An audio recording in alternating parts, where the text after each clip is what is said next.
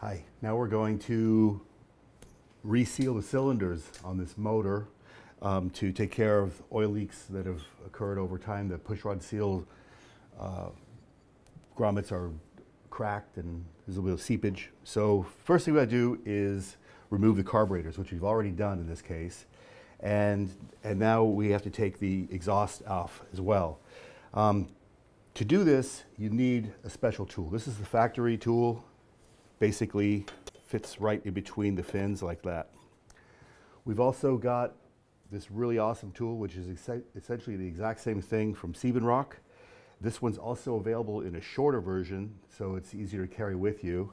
And we have this compact version too, which is cool. It's made out of laser cut stainless steel, and it's perfect for fitting your toolkit if you have any roadside repair emergencies that you take care of. This is also a really cool thing to have. Okay, now these can sometimes be stuck on there, and so we're thinking good thoughts, that these are going to come loose. Depending on whether they do or not is going to change the direction of this little video segment, but I've got this locked in place, and now with a mallet, I'm going to give it a few taps and see what happens.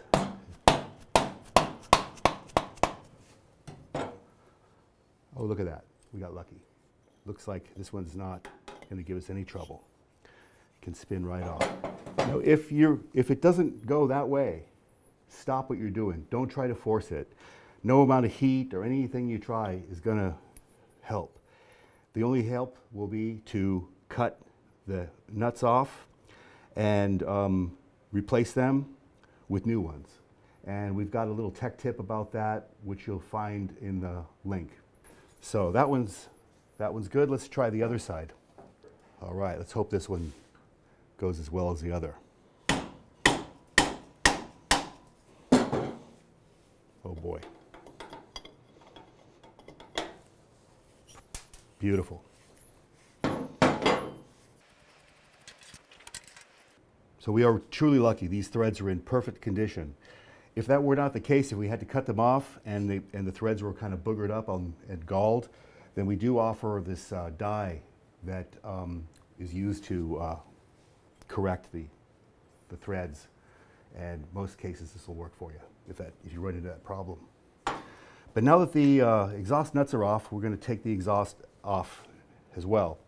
Now, unless you're planning on replacing the exhaust system or any component of it, I don't recommend that you try to disassemble it, because usually the fasteners are all rusty and you might do more harm than good by taking it apart. So instead, what I'm going to do is simply remove the hanging clamps here, remove the bolts here at the passenger foot peg brackets, and we're just going to take the complete exhaust system off and kind of drop it down, and then we'll be able to work with the cylinder and put the whole thing back on. It'll save you a lot of time, a lot of grief.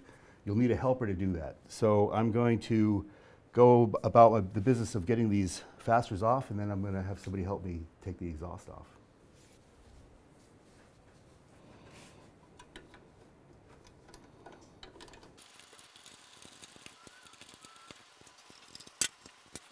So I've removed the clamps here at the motor mount where the foot peg is, and also removed the screws at the back. So the exhaust is loose now. So now my buddy Jeff and I are going to grab hold of this thing and just work it off as a complete assembly and just leave it like that. That's it. Now it's out of the way, and we didn't make a lot of work for ourselves. You can just let go of it. And then once we're done, we'll just slip it right back into place again. So we're going to start by removing the spark plugs. I've already taken the left side out.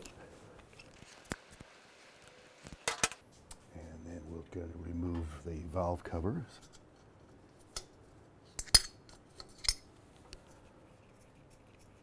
Two nuts on the back. And there's a little wave washer.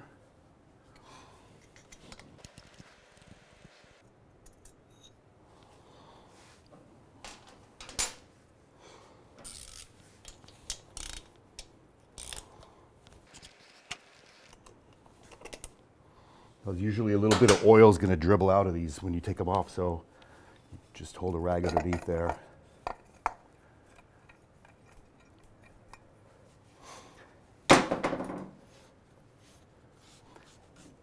Before taking the cylinder head bolts loose, I want to set the motor at top dead center compression so that there's basically valve clearance, and that way you're not having the valve springs compressed while you're removing the rocker arms. A really easy way to do that, I just put the bike in 5th gear. I put my finger over the spark plug hole and rotate the motor until I hear that little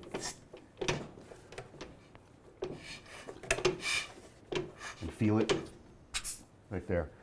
Close enough. That's top dead center compression, and you can verify that you've got a little bit of play in the rocker arms. Okay, so now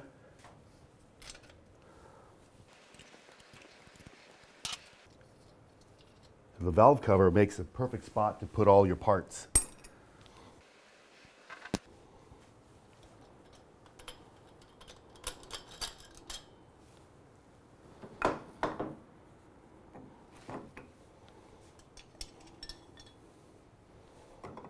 Just like so.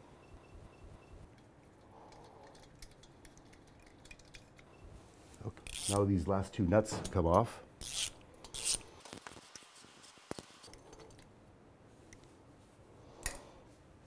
And there are flat washers underneath, so when you take the head off, you want to catch the bottom one. The top one will just fall here and here. So if they don't come loose right away, you can just give the head a little light tap with a mallet just to break the seal, like that. There's that washer.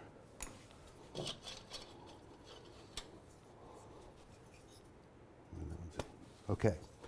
So we have the head off. Okay. Here again, to break the seal, usually it's been sealed with silicone or something. Just a couple light taps. There we go. Now, I'm going to stick my fingers in behind here and pull back till I feel the skirt of the piston come through. I'm going to look now at the cylinder walls. And they don't look too bad. You can still see the cross-hatching in there. And we're just resealing the motor. There's no reason then to actually remove the piston from the cylinder. Just very carefully pull the cylinder back.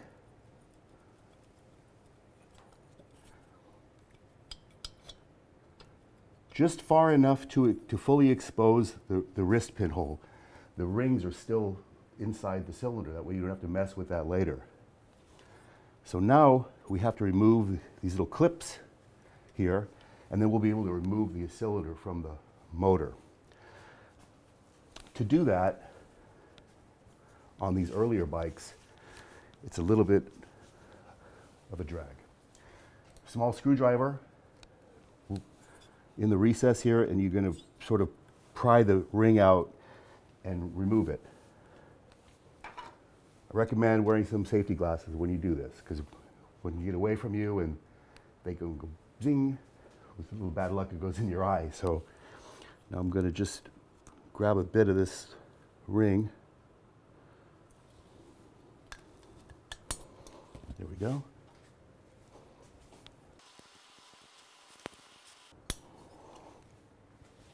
And that one. These will need to be replaced. You shouldn't reuse these. Now the wrist pin needs to come out. I recommend avoiding the temptation of knocking them out with a drift or and hammer. They're a tight fit. They really should be pressed out. And to do so, you'll need the proper tool. Now you can make something like this pretty easily with just some sheet metal, threaded rod, a bolt, you know, something like that. And then you would basically unbolt this, straddle it around the piston, hook it up, and then you can essentially push the wrist pin out. That's an easy tool to manufacture, but we have something even a lot slicker, and that's this tool right here. This comes with a series of bushings, which are all in different sizes, so they work on several different types of motors. And the way this works is you simply select the proper bushing. This tool is going to go on there, on the side of the piston. You'll see how it's kind of cut out for the radius there, and then tighten the tool, and then it extracts the wrist pin without doing any damage. So let's see. That one's good.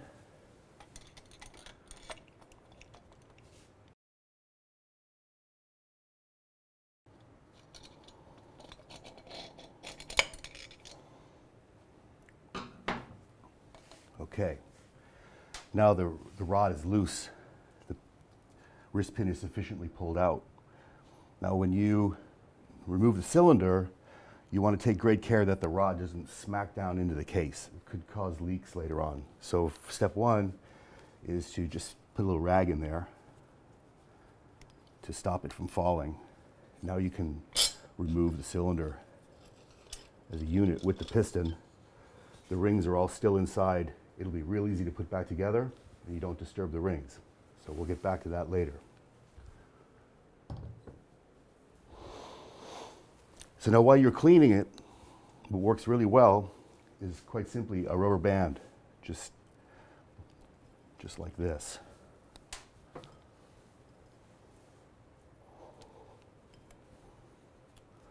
Now the rod is supported and it won't fall down and smack against the case. So before we clean anything up, we're looking at everything, looking at the condition of the bearing, feeling for any play on the rods. And very important too is to have a look at the lifters while you're this far apart. And to take those out, I advise against using a magnet because it could magnetize the actual lifter, which would make it a magnet for any kind of debris in the oil. So I just have a piece of wire. This is just welding rod out of my MIG welder that I've bent at like a 45-degree angle. You could use a paper clip or something like that and just go right in the center hole.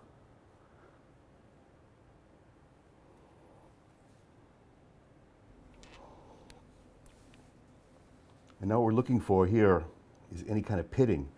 This one is starting to go. It's got some pits in it. You can feel it with your fingernail. I'm probably going to choose, because of this pit, to replace this one, because if it starts to get worse, then it can take out the camshaft, which is a real drag. So this is suspect. Let's have a look at the next one. Oh man, this one has more advanced pitting on it. This one's badly pitted. You can see there's big chunks missing. And so definitely want to replace that lifter. This is not going back in the bike. And yeah, so I think I'll do that one too. It's not nearly as bad, maybe you can see, but it's on its way. It's gonna eventually, in short order, it's gonna look like that too. So it's probably gonna need all 4 lifters, I'm gonna guess. So I went ahead and removed the wrist pin all the rest of the way with the special tool because I need to be able to get this gasket off. This is this aluminum gasket. It's been stuck on there with silicone, so it's going to require a little work to get that off of there, and these seals. I'm basically going to go clean this all up in the solvent tank, as well as the cylinder head. Going to just kind of give it a quick cleaning. And then we're going to replace there's O-rings in here, we're going to replace those and put it all back together again. For this reseal, I've got things acceptably clean, ready to go back together. And we offer the complete gasket kits like this. This is the correct top-end gasket set for the bike we're working on, /6. We also have them for all model years. And not only top-end gasket kits, but transmission gasket kits and timing cover and complete engine kits, so you don't have to buy the gaskets individually. This comes with pretty much everything we're going to need and then some. And these are all really nice quality gasket sets. Okay, so let's get our parts laid out. Got the valve cover gaskets, O-rings, head gaskets, and base gaskets and push rod tube seals. So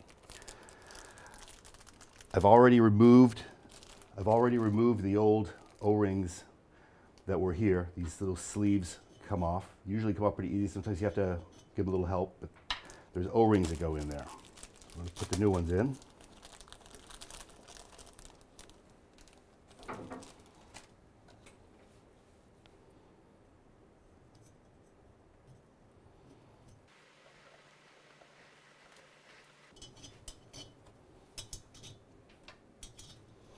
Oh, and by the way, this O-ring setup is really only /5 and /6 models. Later on, the things have changed a few different times, so you may not encounter this on a bike you're working on.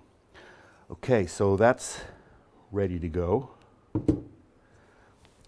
Now, on the cylinder, now these push rods are a little bit crusty looking, but we're not going for cosmetics at this stage of the game. We do offer replacements for the push rod tubes in stainless steel, which is really cool if you really want to make the bike look really nice. But at that point, you know, we would vapor blast the cylinders and make everything really nice. But just trying to see oil leaks on this guy right now. So these are the push rod tubes. I pulled the old ones off already. There's a little line right there, and it has to go basically straight down.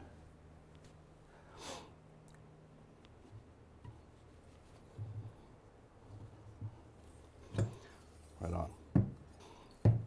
Okay, so first thing I'm going to do is put one of the circlips in the piston. It's a lot easier to do like this.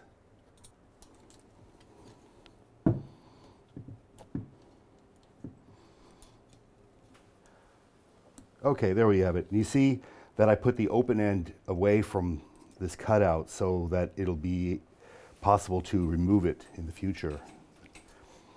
Okay, now that's pretty much ready to go. You'll remember that we use this tool to press the wrist pin out.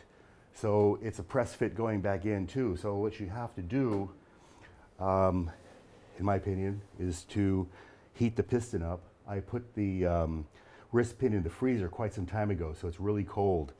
And once I get everything lined up, I will be able to hopefully push the wrist pin in without the need for using any sort of excessive force like hammering or anything like that, or at least get it in most of the way so I can use the tool to draw it in the rest of the way. So let's see if that can turn into the way it actually happens. When installing new metal parts, I like to use a assembly paste such as this LM48 from Liquid Moly. This is a Moly Bendum assembly lube, and I think it's a good idea to put a little bit on there where it's going to contact the cam and also in the bore. Give it a little chance to kind of seat in.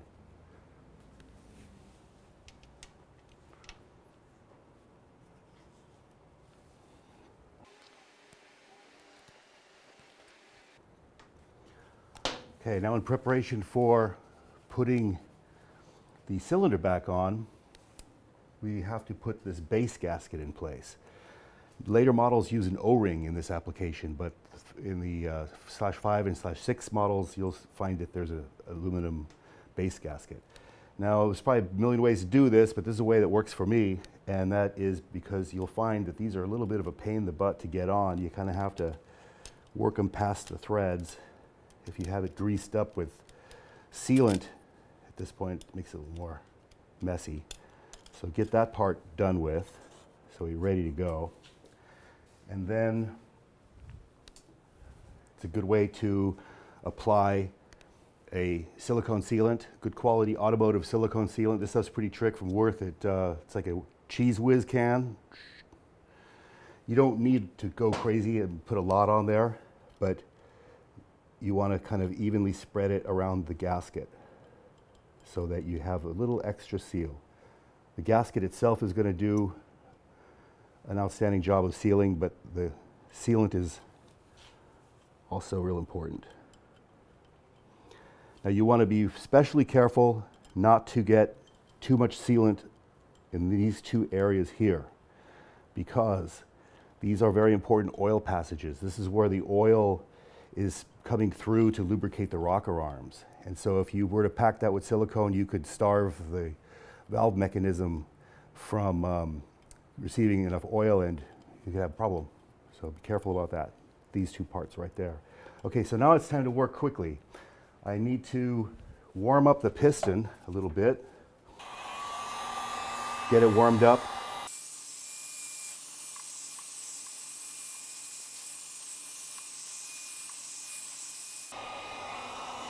Okay, let's hope we got that hot enough. Okay, and now one last detail. I'm going to just put a small, slim bit of silicone on these push rod seals. It does two things. It helps to actually seal them a little bit better. It also helps them to kind of slide into place because it acts as a lubricant when it's still wet. And now we can bring the piston and cylinder into place. Nice and icy cold wrist pin. So I'm going to snip off the rubber band.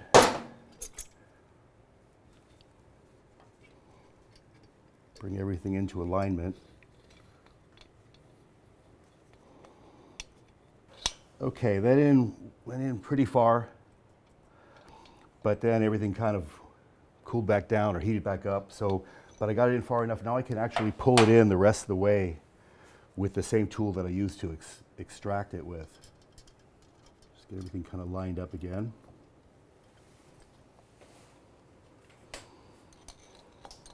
So I'm using the same tool, and I put a little washer there. Now I can basically tighten it up and use it in the reverse way, and use it to actually pull the wrist pin in to place.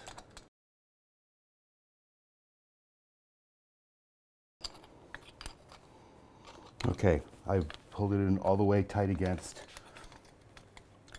the circlip previously installed. Now you need to get this circlip in.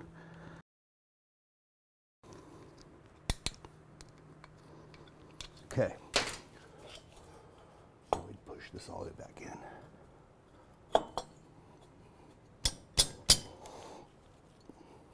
Okay, now it won't go in all the way because it's pushing against the push rod tube seals. Next comes the head gasket. These head gaskets are directional. This hole is slightly off center. You'll notice so is this stud right here in relationship to the push rod tube. So make sure you take care to put that on correctly. And as a final check, just make sure that these bores line up in the gasket with the push rod tubes. Okay, now the parts I laid aside before go in just like they came out. Okay, now take care that the push rod tubes are in the rocker arms sockets as you're drawing everything together.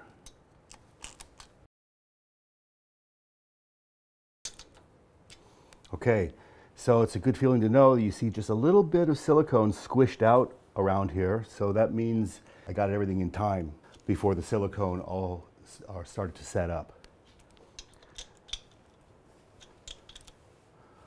Okay, so now that I've got everything snugged down, it's time to torque. Just double check that my work, everything looks dandy. At this point, I will also loosen the valve adjusters. The reason for that is I want to make sure that I have good flowing action and not too much up and down play. So I have a little bit of lateral play here. So before I actually torque, I'm going to loosen these up again slightly and draw those blocks together. And I pretty much got rid of that. In fact, it's even a little bit snug just with finger pressure, but that's fine. We'll get to that in a minute. So now I'm going to come up on those at 15 Newton meters as a first go round. I can check the action. It's a little bit stiff. It's all good. Now the other side. Also a little bit of play. Well, pushing these blocks together as hard as I can.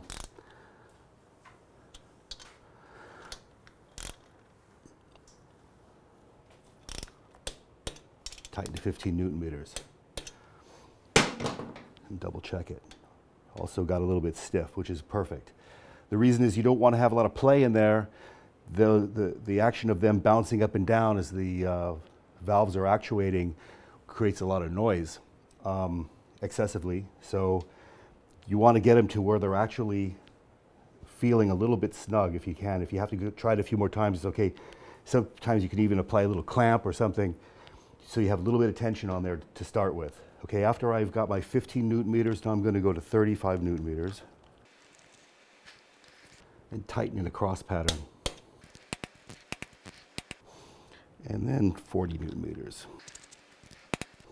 But always do this very gently, because if you just are waiting for the torque wrench to click, you could easily pull the stud out. So you have to use a lot of feeling with this and make sure that you're getting, it's better to not have the torque wrench click than to have the stud pull out. So, there we go. So that's all good. Okay, now back to the valve play. So it kind of sorted itself out. This one looks pretty good. Just in the act of tightening it. Up and down looks good. This one's still a little bit stiff. So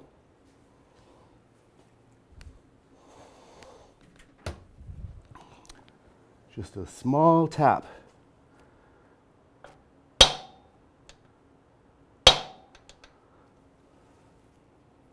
On the end of the shaft. There we go, just until you feel it's just like tension zero. Top and bottom studs. Get the nuts and washers on there.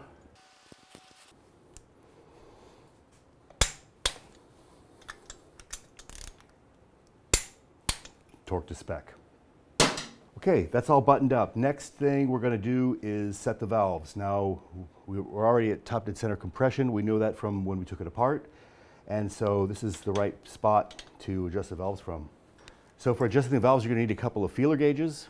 These are really the coolest way to go, I think. We have them in different sizes of 15 and 20, 15 for the intake, 20 for the exhaust, and a couple of 12mm wrenches. So now we're going to screw the adjuster in again, or actually screw it out, however you want to look at it, and get your feeler gauge in there.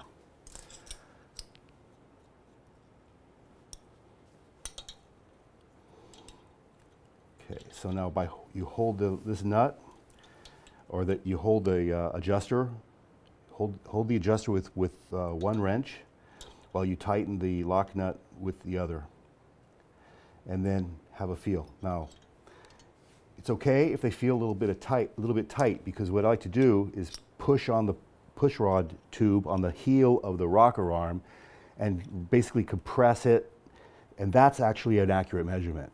So if you just stick the gauge in, it's going to feel tight, but in reality, when you push on the back of it, you're taking out a lot of slack, and now you should have a nice, easy feel on it. And that's kind of the way I like to set them. And then we'll go to the intake.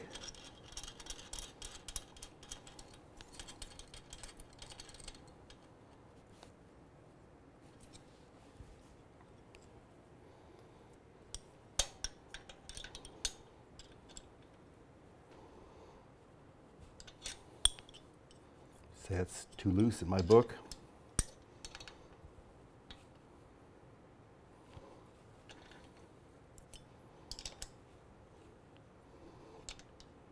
Just a little bit of trial and error.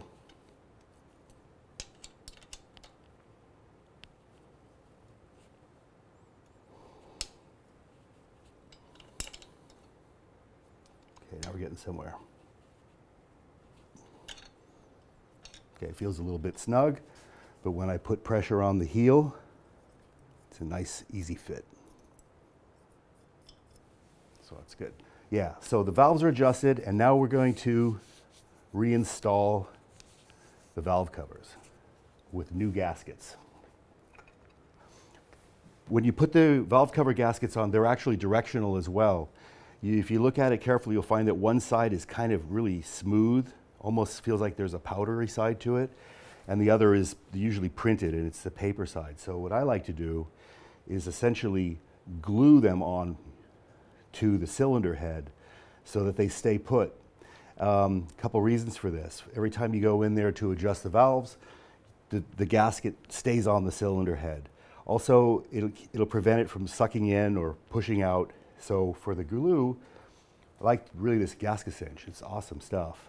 And so what I'm going to do is, according to the directions, apply a film on both sides, let it set up for a few minutes, and then assemble the parts. And then this gasket will stay on the head.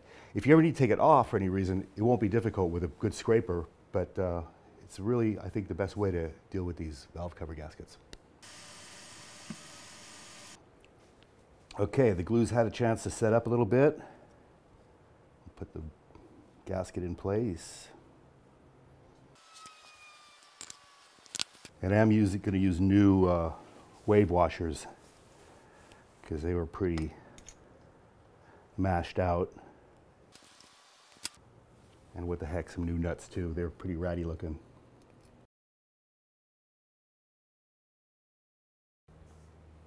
Okay, that's that. Now over to the other side. I got the other side sealed up just like we did on the right-hand side. No sense in showing that twice.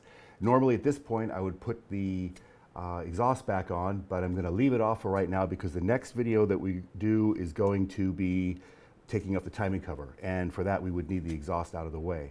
So if you have any questions that we don't cover in the video or any comments, we do really appreciate your feedback. Please leave comments below and make sure to subscribe to our boxer2valve.com channel so that you could be alerted when new videos are posted. See you next time.